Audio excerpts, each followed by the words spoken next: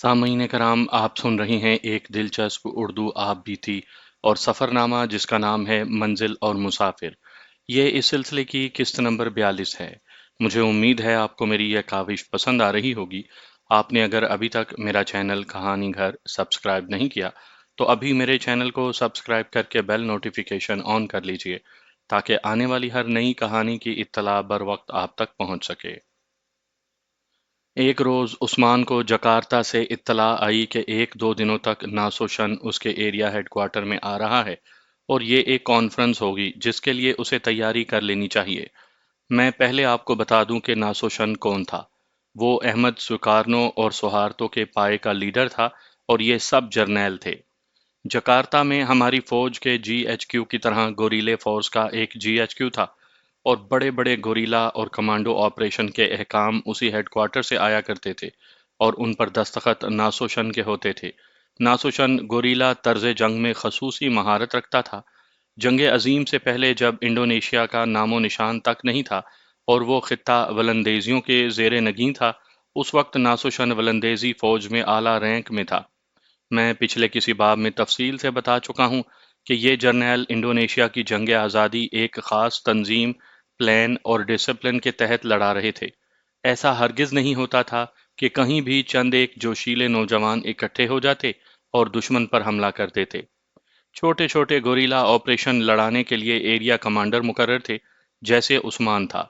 सारी तंजीम एक बाकायदा फौज जैसी थी।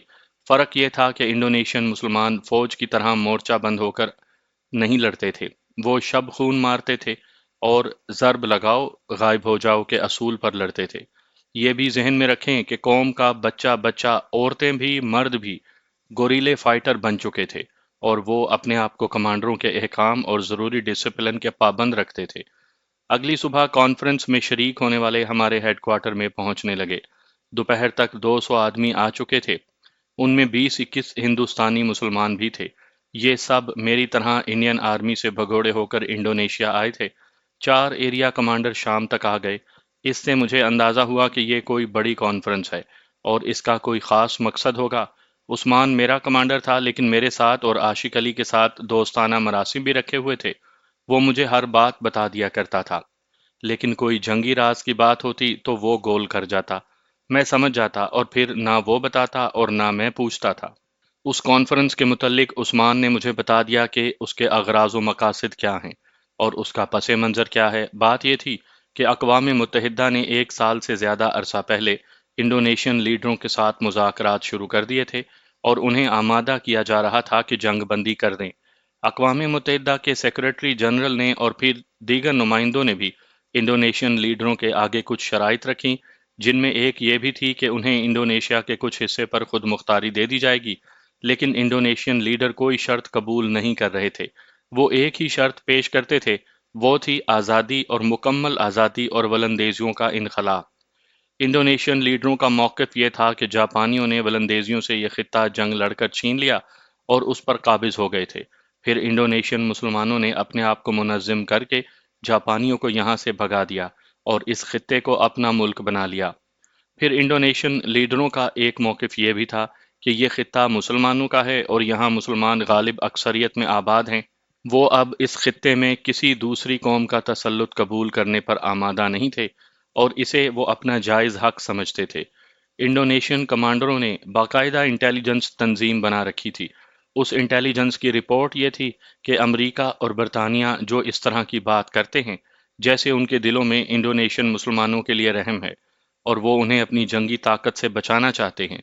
लेकिन हकीकत ये थी कि उन दोनों सलीबी मुल्कों की हकूमतों और फौजी क़यादत ने देख लिया था कि इंडोनेशियन मुसलमानों को शिकस्त देना या उन्हें दबा लेना इतना आसान काम नहीं जितना वो शुरू में समझे थे। इंडोनेशियन मुसलमानों ने जज्बा हुर्रियत और अस्करी अहलियत से उन सलीबियों पर साबित कर दिया था कि आसान नहीं मिटाना नामो निशां हमारा। इंडोनेशिया की जंग आज़ादी चौथे साल में दाखिल हो चुकी थी। इत्तहादी ताकतों यानी अमेरिका और बरतानिया को तवक्को थी कि उन दोनों की हवाई जहाज़ों की ताकत और बहरी और बरतरी जंगी ताकत यहाँ के मुसलमानों को तबाह कर देगी और जो जिंदा रहेंगे उन पर दहशत तारी हो जाएगी। उन्होंने ये तवक्को तो लगा रखी थी کہ ان مسلمانوں کے پاس ایمونیشن ختم ہو جائے گا اور خالی رائفلیں اور مشین گنیں رہ جائیں گی۔ ان کی یہ توقع بجا تھی، کیونکہ انڈونیشین حریت پسندوں کے پاس کوئی ایمونیشن کی فیکٹری نہیں تھی، نہ انہیں کسی بھی ملک سے ایمونیشن ملتا تھا۔ اس کے باوجود ان کے پاس ایمونیشن ختم ہونے کے بجائے بڑھتا ہی جا رہا تھا۔ یہ سب امریکہ اور برطانیہ کی فوجوں سے چھینا ہوا تھا۔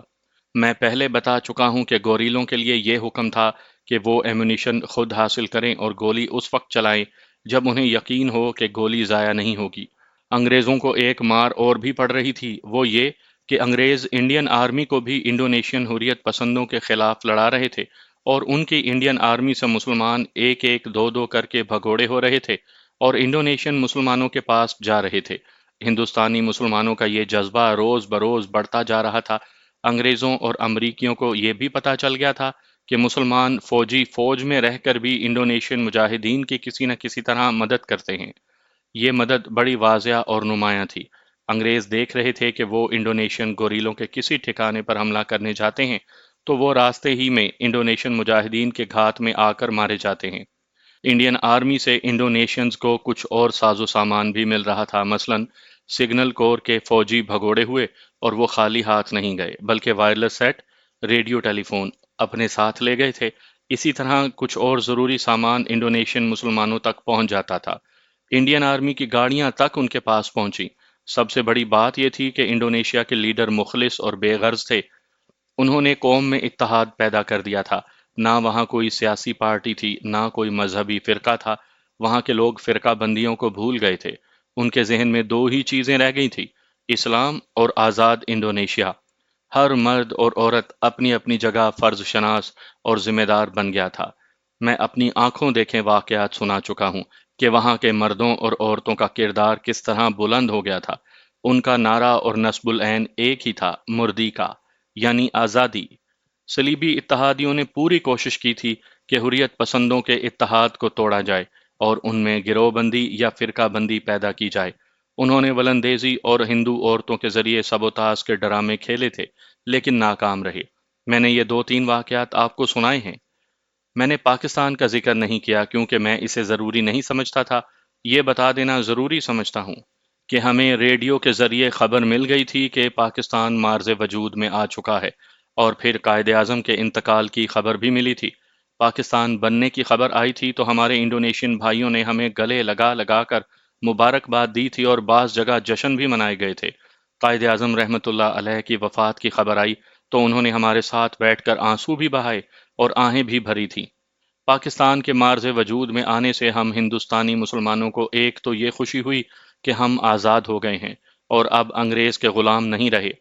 دوسری خوشی یہ کہ ہم انڈین آرمی کے بھگوڑے تھے، اور کبھی یہ ڈر دل میں آ ہی جاتا تھا کہ کبھی انگریزوں کے ہاتھ چڑھ گئے تو وہ کورٹ مارشل کر کے ہمیں سزائے قید دے گا۔ اب وہ خطرہ ختم ہو چکا تھا اور ہم کہتے تھے کہ اس ملک کو آزاد کروا کے اپنے آزاد ملک میں واپس جائیں گے۔ مختصر یہ کہ اب ہم انگریز کی فوج کے بھگوڑے نہیں رہے تھے۔ پاکستان کے وجود میں آنے سے انڈونیشین مسلمانوں کے حوصلے بڑھ گئے۔ انہیں یہ تاثر ملا کہ آزادی حاصل کی جا سکتی ہے۔ تعلیم یافتہ انڈونیشین کہتے تھے کہ ایک مسلمان ملک پاکستان کے نام سے وجود آیا ہے، اور ایسا ہی دوسرا آزاد مسلمان ملک انڈونیشیا ہوگا۔ ہم بہت کوشش کرتے تھے کہ ریڈیو پاکستان کی آواز سنیں، لیکن پاکستان کا ریڈیو اتنا کمزور تھا کہ اتنی دور تک اپنی آواز نہیں پہنچا سکتا تھا۔ ہمیں مجبوراً آل انڈیا ریڈیو سننا پڑتا تھا۔ اس کی ٹرانسمیشن میں اتنی طاقت تھی کہ انڈونیشیا میں صاف سنائی دیتا تھا، لیکن اس کی خبریں اور تبصرے یک طرفہ اور پاکستان کے خلاف ہوتے تھے۔ صحیح خبر ہم بی بی سی اور امریکہ کے ریڈیو سے سنا کرتے تھے۔ ان نشریاتی اداروں کی خبروں سے ہمیں پتہ چلتا تھا کہ ہندوؤں اور سکھوں نے مسلمانوں کا قتل عام کیا، انہیں لوٹا، ان کے گھر نذر آتش کیے، ان کی بیٹیاں اغوا کیں اور وہاں کے مسلمانوں کو قتل کر دیا، اور جو بچے وہ پاکستان کو بھاگ گئے۔ ان خبروں کا رد عمل سورابایا میں ظاہر ہوا۔ انڈونیشیا میں جنگ عظیم سے پہلے ہندوؤں کی اچھی خاصی آبادی تھی۔ یہ سب تاجر اور دکاندار تھے۔ جاپان نے حملہ کیا تو جس طرح دوسرے لوگ آبادیوں سے بھاگے، اسی طرح ہندو بھی نکل بھاگے، لیکن وہ جا ہی کہاں سکتے تھے۔ وہ اپنے زیورات اور دولت یعنی روپیہ پیسہ اپنے ساتھ لیے جنگلوں میں جا چھپے تھے۔ کچھ تو جنگل کی صعوبتیں برداشت نہ کرتے ہوئے مر گئے، اور بعض جاپانیوں کے ہاتھوں مارے گئے۔ پھر بھی ان کی خاصی تعداد صحیح اور سلامت رہی۔ جاپانیوں نے ان علاقوں پر قبضہ کر کے انڈونیشین مسلمانوں کی حکومت قائم کر دی تو ہندو پھر واپس آ گئے اور منڈی میں کاروبار سنبھال لیا۔ یہ تو بڑی ہی عیار اور مکار قوم ہے۔ انہوں نے دیکھا کہ مسلمانوں کی یہاں حکومت بن گئی ہے تو یہ مسلمانوں کے وفادار بن گئے اور خوب فائدہ اٹھایا۔ فائدہ یہ کہ کاروبار سنبھال لیا۔ سورا بایا میں ہندوؤں کے دو گھر تھے، پہلے زیادہ تھے لیکن جنگ کے دوران ان میں سے بہت سے دوسرے بڑے شہروں کو چلے گئے تھے۔ ایک روز خبر ملی کہ ان دونوں ہندوؤں کے گھروں کے تمام افراد کو قتل کر دیا گیا ہے۔ ان کے گھر اور ان کی دکانیں لوٹ لی گئی ہیں اور ان کے مکانوں پر مسلمانوں نے قبضہ کر لیا تھا۔ یہ دو پاکستانیوں کی انتقامی کارروائی تھی۔ یہ دونوں پاکستانی میری طرح پہلے ہندوستانی فوجی تھے اور انڈین آرمی سے بھگوڑے ہوئے تھے۔ انہوں نے مشرقی پنجاب میں مسلمانوں کے قتل عام کی خبریں BBC اور امریکن ریڈیو سے سنی تھیں۔ انہیں پتہ چلا کہ شہر میں دو ہندو فیملیاں آباد ہیں۔ ان پاکستانیوں نے اپنے چند ایک انڈونیشین دوستوں کو ساتھ لیا اور ان دونوں فیملیوں کا بچہ بچہ قتل کر ڈالا، گھروں کو لوٹا، کاروباروں کو لوٹا اور انتقام لے لیا۔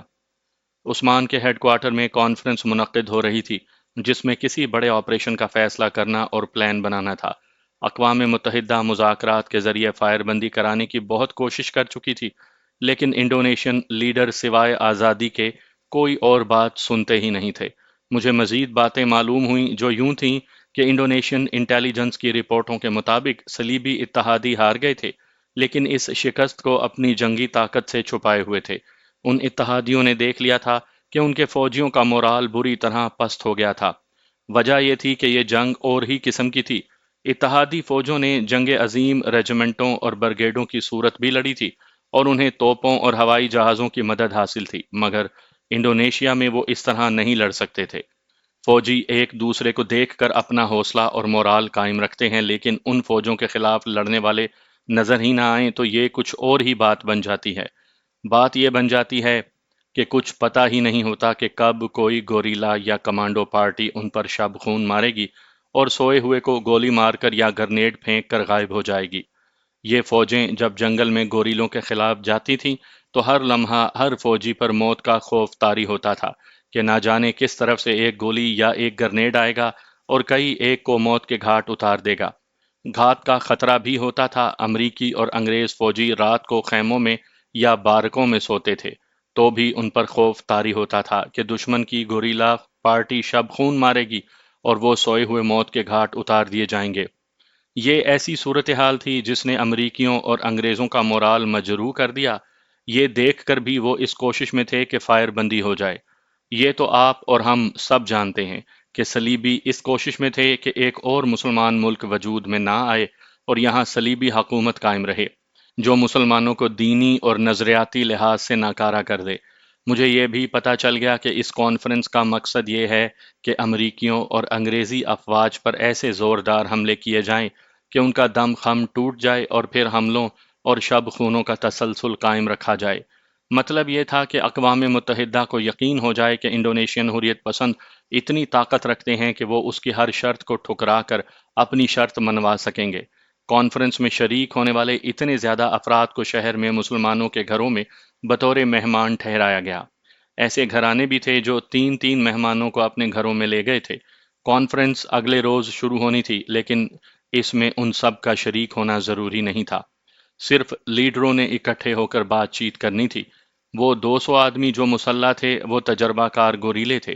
کانفرنس میں حملہ پلان کر کے یہیں سے اس پر عمل کیا جانا تھا۔ اگلی صبح کے 8 بج رہے تھے۔ میں اور عاشق علی باہر کھڑے تھے۔ ہمیں پتہ چلا تھا کہ ناسوشن رات کو آ گیا ہے۔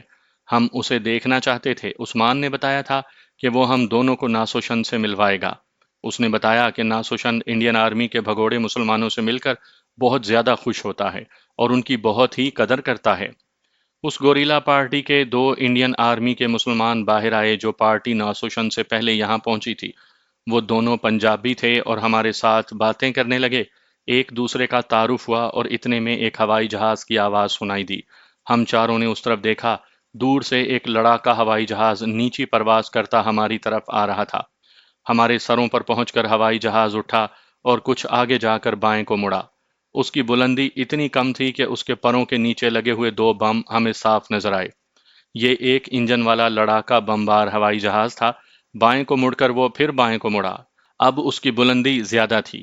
اس بلندی سے وہ غوطے میں آیا۔ میں نے اس کے پروں کے نیچے سے دونوں بم الگ ہوتے دیکھے جو بڑی تیزی سے نیچے کو آنے لگے۔ ہوائی جہاز وہیں سے پل اپ کر کے ہمارے اوپر سے گزر گیا۔ ہم چاروں فوجی تھے۔ ٹریننگ کے مطابق جوں ہی ہم نے بم نیچے آتے دیکھے، ہم پلک جھپکتے پیٹ کے بل زمین پر گرے اور دونوں ہاتھ کانوں پر رکھ کر دبا لیے۔ بم کے دھماکے سے بچنے کا یہ ایک طریقہ ہوتا ہے کہ زمین پر پیٹ کے بل لیٹ جاؤ اور کانوں میں انگلیاں ٹھونس لو یا کانوں پر ہاتھ رکھ لو۔ ہمیں ابھی یہ معلوم نہیں تھا کہ بم کس جگہ گریں گے۔ ایک توقع یہ بھی تھی کہ ہمارے اوپر گریں گے یا ہمارے بالکل قریب۔ اتنا شدید اور زوردار دھماکہ ہوا کہ کان ہاتھوں سے بند رکھنے کے باوجود بالکل ہی بند ہو گئے تھے، جیسے ان کے پردے پھٹ گئے ہوں۔ کانوں میں ساں ساں کی آوازیں آنے لگیں۔ زمین اتنے زور سے ہلی جیسے زمین کے نیچے سے مجھے کسی نے دھکا دیا ہو۔ یہ 5 پاؤنڈ کے بم تھے۔ پھٹنے کے بعد ہمیں ان کے اڑتے ہوئے ٹکڑوں کے زناٹے اور چیخیں سنائی دیں، اور پھر میں نے یوں محسوس کیا جیسے ہوا کے طوفانی جھونکے نے ہمیں اس طرف بڑی زور سے دھکیلا ہو جس طرف بم گرے تھے۔ یہ کیفیت چند سیکنڈ رہی اور ہم چاروں جس طرح گرے تھے اسی طرح اپنے آپ کو بڑی تیزی سے اٹھایا اور اس طرف دوڑ پڑے جہاں بم گرے تھے۔ ہم تماشا دیکھنے نہیں جا رہے تھے، بلکہ وہاں ہماری شدید اور فوری ضرورت تھی۔ ہمیں ان لوگوں کو سنبھالنا تھا جو بم کی زد میں آئے تھے۔ وہ تمام کی تمام گوریلا فورس جو ناسوشن کے حکم پر یہاں آئی تھی، اور تمام ایریا کمانڈر اور دیگر شرکائے کانفرنس اس قدر تیزی سے باہر آئے جیسے پہلے ہی باہر موجود تھے۔ ہمیں لوگوں کی چیخ و پکار سنائی دی، خوش قسمتی دیکھیے کہ بم گرے کہاں۔ بارش کے پانی کا ایک خاصا لمبا چوڑا چھپڑ تھا جس میں کناروں تک پانی بھرا ہوا تھا۔ دونوں بم اس میں گرے اور پھٹے تھے۔ اس چھپڑ کے کناروں سے کچھ فاصلے پر لوگوں کے مکانات تھے، لیکن اتنے زیادہ نہیں تھے۔ گنجان آبادی چھپڑ سے کچھ دور تھی۔ یہ ساری آبادی سورا بایا کے باہر کی طرف تھی۔ اصل شہر ذرا ہٹ کر آباد تھا۔ چھپڑ کے قریب جو چند ایک مکان تھے وہ جھونپڑے سے تھے، اور ان میں لکڑی اور بانسوں کے بنے ہوئے بھی 2 یا 3 جھونپڑے تھے۔ یہ سب ملبے کے ڈھیر بن گئے تھے، لیکن جو اچھے مکان ان سے ہٹ کر تھے وہ بالکل محفوظ تھے۔ میں آپ کو بم پھٹنے کے اثرات ذرا سمجھانا ضروری سمجھتا ہوں۔ ہوائی جہاز سے گرایا بم جب زمین سے ٹکرا کر پھٹتا ہے تو اس کے دھماکے کی اس قدر زیادہ قوت ہوتی ہے کہ ہوا کو بڑی تیزی سے پیچھے کو دھکیلتا ہے، اس حد تک کہ جہاں بم پھٹتا ہے وہاں خلا بن جاتا ہے، جسے ویکیوم کہتے ہیں۔ خلا کو اپنی فطرت کے مطابق ہوا اس قدر زیادہ تیزی سے آ کر پر کرتی ہے جس تیزی سے رائفل سے نکلی ہوئی گولی جاتی ہے۔ ایک تو مکان بم کے دھماکے سے اس وقت گرتے ہیں جب دھماکہ ہوا کو ہر طرف پیچھے دھکیلتا ہے، لیکن یہی ہوا اس کے قدر تیزی سے آتی ہے کہ کھڑے مکانات بھی گر پڑتے ہیں۔ زیادہ نقصان واپس آنے والی ہوا کرتی ہے۔ کوئی آدمی کھڑا ہو تو اسے بھی اپنے ساتھ گھسیٹ لائے گی۔ امریکی لڑاکا بمبار ہوائی جہاز کے گرائے ہوئے یہ بم اگر خشک زمین پر گر کر پھٹتے تو چھپڑ سے دور دور کی آبادی کو ملبے میں بدل ڈالتے، لیکن یہ پانی کے اندر پھٹے اس لیے دھماکے کے اثرات نصف سے زیادہ زائل ہو گئے۔ چھپڑ کے کنارے جو مکان گرے تھے وہ اتنے کمزور نہ ہوتے تو نہ گرتے۔ بموں کے ٹکڑوں سے 2 معصوم بچے بری طرح کٹ کر مارے گئے۔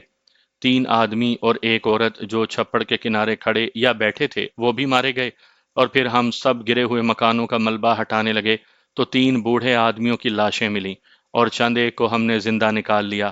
وہ صرف زخمی ہوئے تھے۔ بعد میں پتا چلا کہ چھپڑ میں ایک گائے اور 2 بھینسیں اتری ہوئی تھیں، وہ ماری گئیں، اور 2 3 اور مویشی جو چھپڑ سے پانی پی رہے تھے وہ مارے گئے۔ میں اتنا جانتا ہوں کہ ہوائی جہاز امریکی ایئر فورس کا تھا۔ امریکہ اور برطانیہ کی ایئر فورسوں نے انڈونیشیا میں بمباری سے بہت تباہی مچائی تھی، لیکن صرف دیہاتی علاقوں اور جنگلوں میں۔ شہروں پر انہوں نے اس طرح کی بمباری بہت کم کی تھی۔ دیہاتی علاقوں میں وہ اس لیے دیہاتی بستیوں پر بمباری کرتے تھے کہ وہاں گوریلا حریت پسندوں کو پناہ اور دیگر مدد ملتی تھی۔ ناسوشن بھی وہاں آ گیا تھا، اور وہ دوسرے عام لوگوں کی طرح بھاگتا دوڑتا پھر رہا تھا۔ پھر وہ ایک جگہ رک گیا اور گوریلا کمانڈر اس کے پاس جا کھڑے ہوئے۔ میں اور عاشق بھی قریب چلے گئے۔ مجھے آج تک وہ جلال یاد ہے جو میں نے اس کے چہرے پر دیکھا تھا۔ وہ پوچھ رہا تھا کہ یہ ہوائی جہاز کس طرف سے آیا تھا۔ میں آگے ہو گیا۔ مجھے خیال تھا کہ وہ میری زبان نہیں سمجھ سکے گا، لیکن پتہ چلا کہ وہ انگریزی ٹھیک ٹھاک بولتا اور سمجھتا ہے۔ عثمان نے آہستہ سے مجھے کہا کہ انگریزی میں زبان میں بات کرنا۔ میں نے بتایا کہ جہاز فلاں طرف سے آیا تھا اور یہ بھی بتایا کہ میرے 3 ساتھی بھی دیکھ رہے تھے۔ میں نے اس طرف اشارہ کیا جس طرف سے ہوائی جہاز آیا تھا۔ اس کے منہ سے آواز نکلی ملانگ۔ پھر وہ اپنے جونیئر کمانڈروں سے مخاطب ہوا اور اپنی زبان میں باتیں کرنے لگا۔ اس نے 2 3 مرتبہ ملانگ کہا اور کمانڈروں نے سر ہلا کر اس کی تائید کی یا غالباً شک کا اظہار کیا۔ 2 اور آدمیوں نے بھی آ کر وہی سمت بتائی جو میں بتا چکا تھا۔ وہ 2 آدمی ہوائی جہاز کو آتا دیکھ چکے تھے۔ وہاں اس وقت تو مجھے کچھ پتا نہیں چل سکتا تھا کہ یہ لوگ آپس میں کیا باتیں کر رہے ہیں۔ بعد میں یہ سب باتیں عثمان کی زبانی معلوم ہوئی۔ یہ میں آپ کو سنا دیتا ہوں۔ یہ ہوائی جہاز دوبارہ نہیں اڑے گا، ناسوشن نے بڑے اطمینان سے کہا۔ اس کے پائلٹ کو بھی زندہ نہیں رہنا چاہیے۔ اس کے بعد اس نے کہا کہ 1 ہفتہ پہلے تک ملانگ میں کسی ایئر فورس کا کوئی ہوائی جہاز نہیں تھا۔ اس نے حکم دیا کہ ابھی آدمی بھیجو جو یہ دیکھ کر آئیں کہ وہاں کوئی ایئر فورس آ گئی ہے یا وہاں کچھ بھی نہیں، پھر دوسرے ہوائی اڈوں سے معلوم کریں گے۔ ملانگ چھوٹا سا قصبہ تھا جو سورابایا کے جنوب کی طرف 70 75 میل دور تھا۔ عثمان نے بعد میں بتایا تھا کہ وہاں ہوائی اڈا تو نہیں، لیکن درخت کاٹ کر کھلی جگہ بنائی ہوئی ہے۔ غالباً یہ جاپانیوں نے بنائی تھی، جسے عارضی ہوائی اڈا کہا جا سکتا ہے۔ ایک رن وے بنا دیا گیا اور اس سے ذرا ہٹ کر ہوائی جہاز کھڑے کرنے کے لیے جگہ بنائی گئی تھی اور اس کے عملے وغیرہ کے لیے بارکیں بنا دی گئی تھیں۔ ناسوشن کے پاس چھوٹا فوجی ٹرک تھا جس پر وہ ہمارے پاس آیا تھا۔ اس نے اپنے منتخب کیے ہوئے 2 آدمیوں سے کہا کہ وہ ملانگ تک جائیں۔ چونکہ میں نے کہا تھا کہ بم گرانے والے ہوائی جہاز کو اچھی طرح دیکھا تھا، اس لیے مجھے کہا کہ میں ان کے ساتھ جاؤں اور یقین کر کے واپس آؤں کہ بم گرانے والے ہوائی جہاز ملانگ میں موجود ہیں اور بالکل ایسے ہی ہیں۔ میں نے عاشق علی کو بھی ساتھ لے لیا۔ ہمارے پاس رائفلیں اور سٹین گنیں تھیں جو ہم نے تیار کر کے لوڈ رکھی ہوئی تھیں۔ راستے میں کہیں بھی دشمن کی کسی پارٹی کے ساتھ ہماری ٹکر ہو سکتی تھی۔ راستے میں 3 4 مرتبہ ٹرک روکا اور قریب سے گزرنے والے آدمیوں سے پوچھا کہ انہوں نے ایک جہاز سورابایا کی طرف آتے دیکھا ہوگا اور اگر دیکھا ہے تو وہ کس طرف سے آیا تھا۔ چونکہ یہ ہوائی جہاز بہت ہی نیچی پرواز کرتا ہوا آیا تھا، اس لیے ان سب نے رک کر اسے دیکھا تھا۔ ان سب نے بتایا کہ جہاز ملانگ کی طرف سے آیا تھا، پھر یہ بھی بتایا کہ ملانگ کی طرف ہی واپس گیا تھا۔ اس طرح ہم ملانگ تک پہنچ گئے۔ ہمارے انڈونیشین ساتھی نے ملانگ کے چند آدمیوں سے پوچھا تو پتہ چلا کہ ملانگ کی لینڈنگ گراؤنڈ پر 3 4 دن پہلے ہوائی جہاز آئے ہیں۔ لینڈنگ گراؤنڈ آبادی سے 2 میل دور بنائی گئی تھی۔ ہم وہاں تک چلے گئے، وہاں گھنا جنگل تھا۔ ٹرک کچھ دور روک لیا اور ہم پیدل آگے چلے گئے۔ ہمارے سامنے کھلا بلکہ وسیع و عریض میدان تھا جس میں کچا رن وے بنایا گیا تھا۔ کچے کا مطلب یہ ہے کہ اسے سڑک کی طرح پکا نہیں کیا گیا تھا جس طرح ہوائی اڈوں کے رن وے ہوتے ہیں۔ اس سے تھوڑا ہی پرے 8 ہوائی جہاز پہلو بہ پہلو کھڑے تھے۔ وہ سب ایک ہی قسم کے تھے اور بم گرانے والا جہاز بھی اسی قسم کا تھا۔ یہ امریکی ایئر فورس کے جہاز تھے۔ وہاں ایئر فورس کے کئی ایک آدمی گھوم پھر رہے تھے اور مختلف کاموں میں لگے ہوئے تھے۔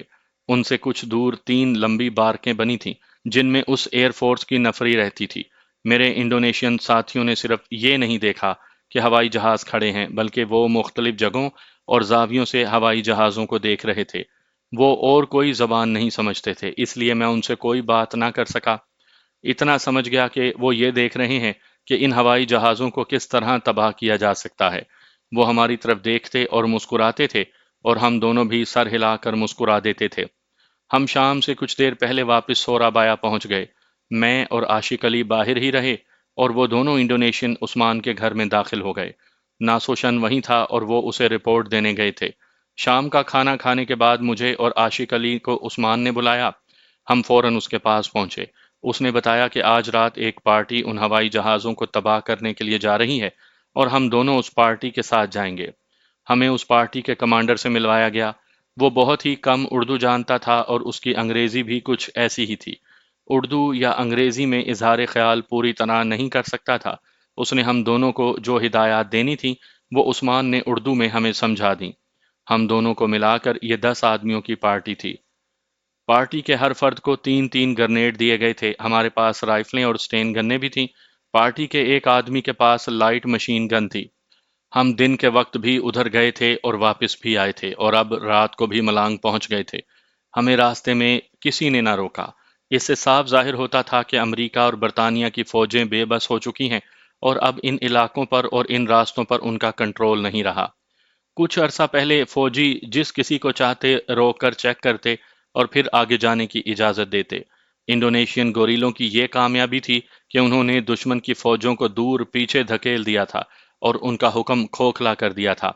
آدھی رات سے کچھ پہلے ہم ملانگ پہنچ گئے۔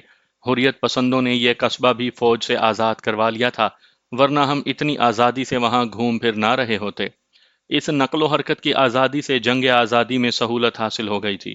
ہم ٹرک میں ہی بیٹھے رہے اور پارٹی کمانڈر اتر کر کہیں چلا گیا۔ کچھ ہی دیر کے بعد وہ واپس آیا اور اس کے ساتھ دو آدمی تھے۔ کمانڈر کے کہنے پر ہم ٹرک سے اترے اور وہ دو آدمی ہمیں تپاک سے ملے۔ معلوم ہوا کہ ٹرک یہیں چھوڑنا ہے اور آگے ٹارگٹ تک پیدل چلنا ہے۔ پارٹی کمانڈر نے ہمیں آخری بار ہدایات دیں، جو پہلے بھی دی جا چکی تھیں۔ مجھے اور عاشق علی کو عثمان نے یہ ساری باتیں اردو میں سمجھا دی تھیں۔ ہمیں بتا دیا گیا تھا کہ ہوائی جہاز کس طرح تباہ کیے جائیں گے۔ یہ بھی بتا دیا گیا تھا کہ ٹارگٹ پر پہنچنے کے بعد اتنی خاموشی برقرار رکھنی ہے کہ کھانسی بھی نہ آئے اور چھینک پر بھی قابو رکھا جائے۔ یہ تو ہمیں اندازہ تھا کہ ان ہوائی جہازوں کی حفاظت کے بڑے سخت انتظامات ہوں گے۔ رات کے وقت وہاں سنتریوں کا ہونا تو لازمی تھا۔ پیدل چلتے ہوئے ہم اس جگہ پہنچ گئے جہاں سے دن کے وقت ٹرک روک کر ہوائی جہاز دیکھے تھے۔ میں نے پہلے بتایا ہے کہ وہاں جنگل تھا۔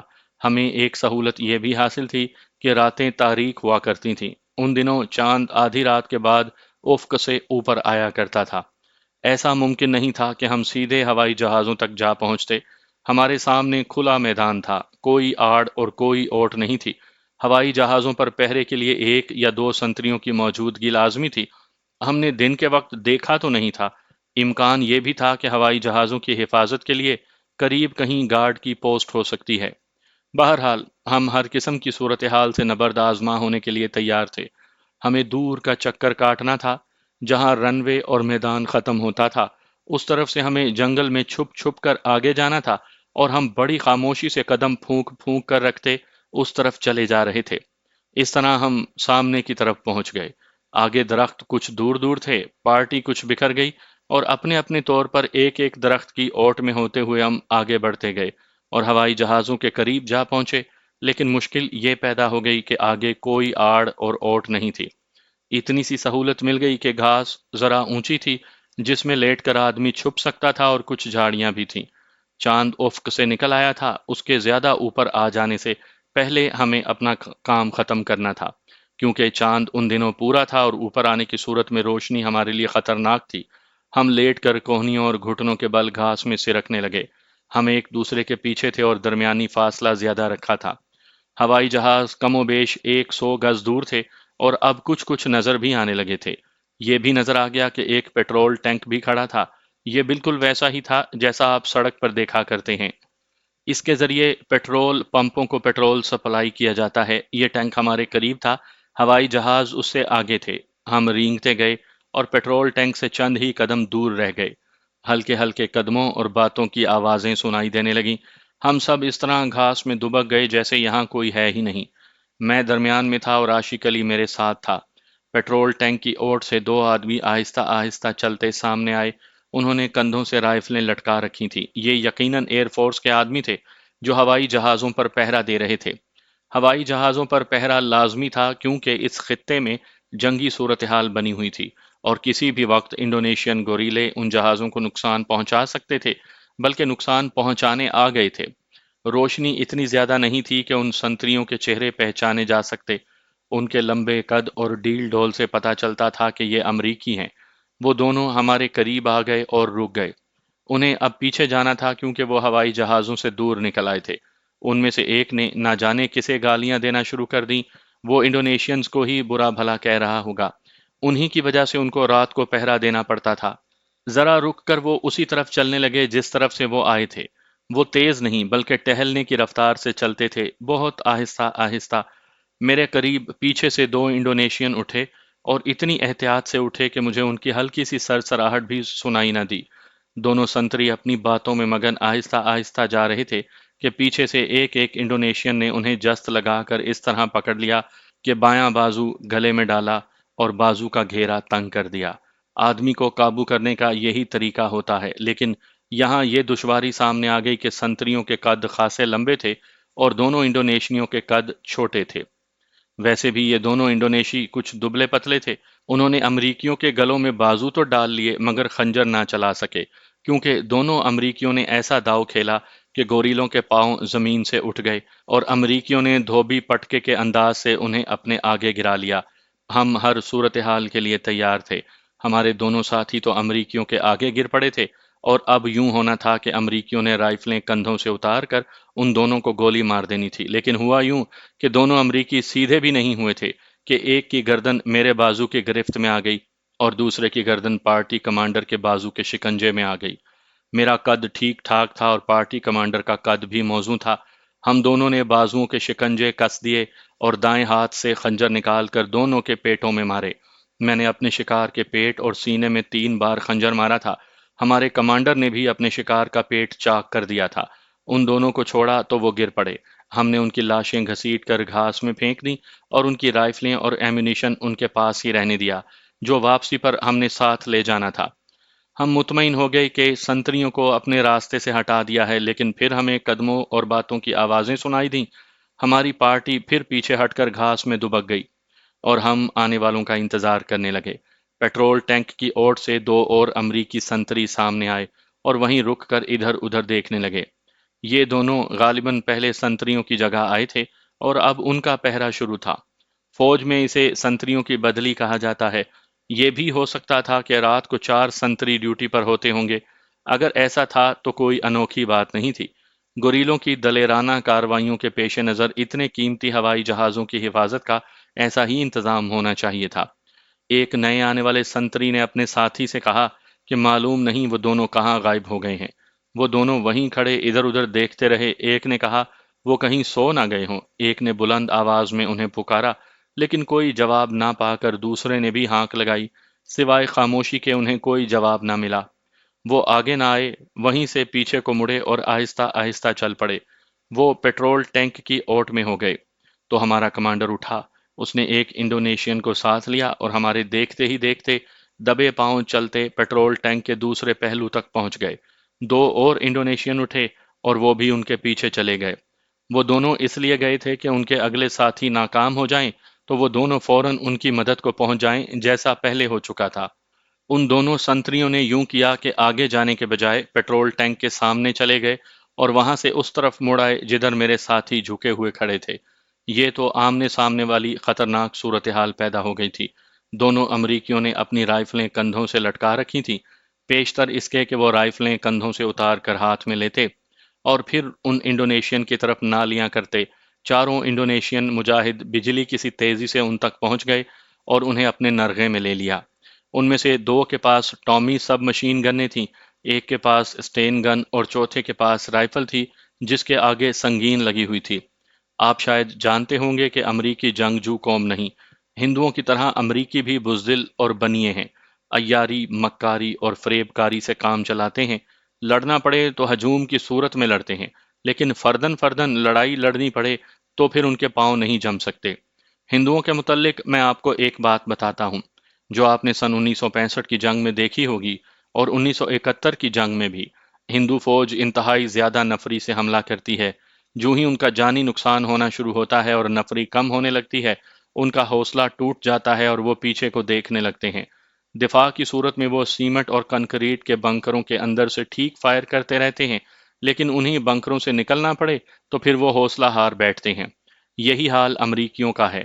اپنی قوم کو آپ جانتے ہیں کہ جہاں بھی لڑی ہے بہت ہی کم تعداد میں لڑی ہے اور فتح بھی حاصل کی ہے۔ وجہ یہ ہے کہ مسلمان کو عسکری روح اور ورثے میں ملی ہے۔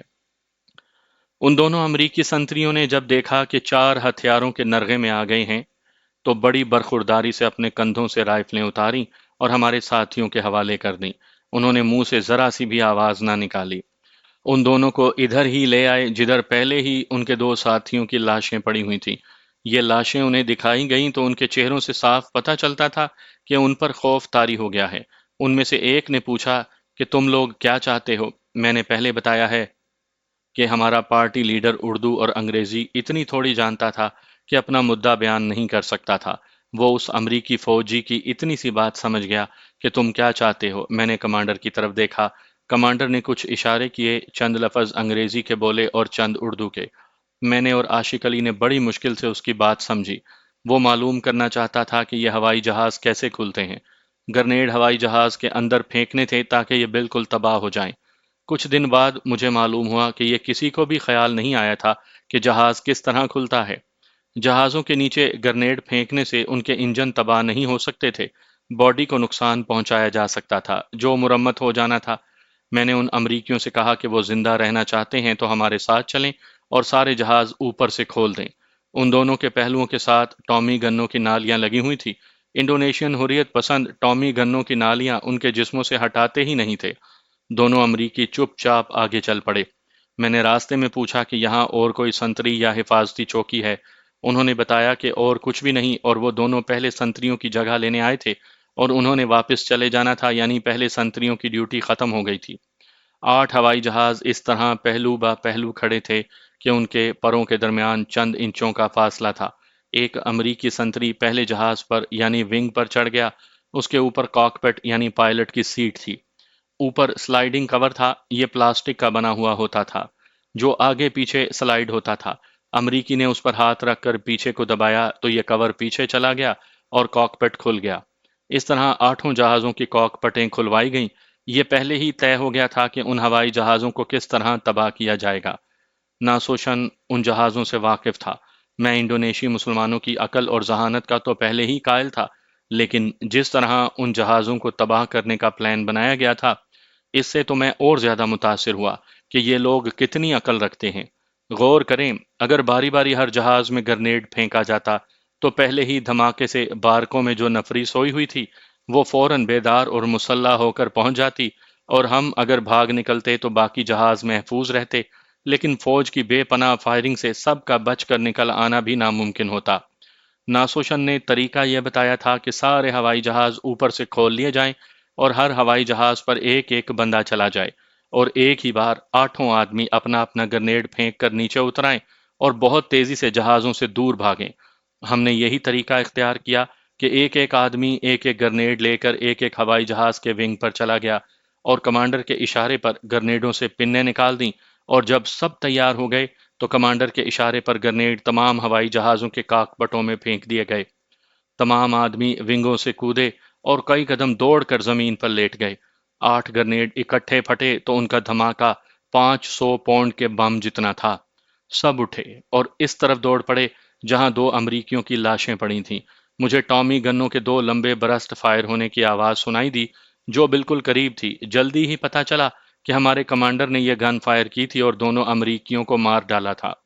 ہمارا مشن مکمل ہو گیا تھا اور اب ہمیں بہت تیزی سے وہاں سے بھاگنا تھا۔